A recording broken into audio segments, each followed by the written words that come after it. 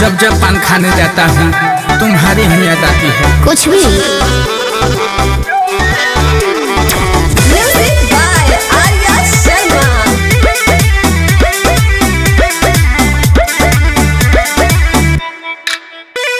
मेरे दिल की फीलिंग को फीलिंग करते हो, जख्म केवल देते हो ना हीलिंग करते हो।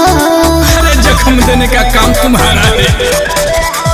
मेरे दिल की फीलिंग को फीलिंग करते हो, जख्म केवल देते हो ना हीलिंग करते हो। ना ना ऐसा नहीं के बात तू तो बुझल कर, हर बात पना सोना हो जूझल कर।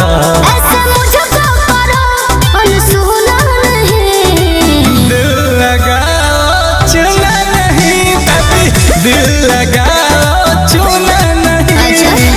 दिल लगाओ चुना नहीं baby, दिल लगाओ चुना नहीं। खाली लीला पोती करती हो।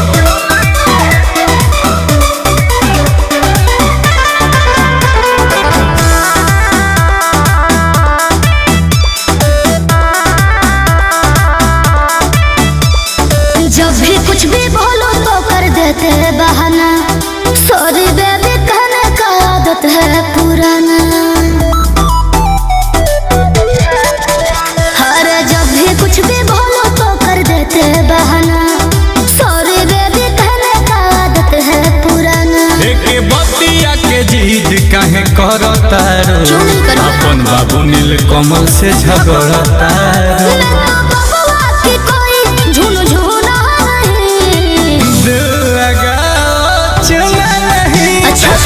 दिल लगाओ चुना नहीं, क्या बोलते रहते हो? दिल लगाओ चुना नहीं baby, दिल लगाओ चुना नहीं। चुना पोतोगी क्या? तो साइड हो जाओ। हटो।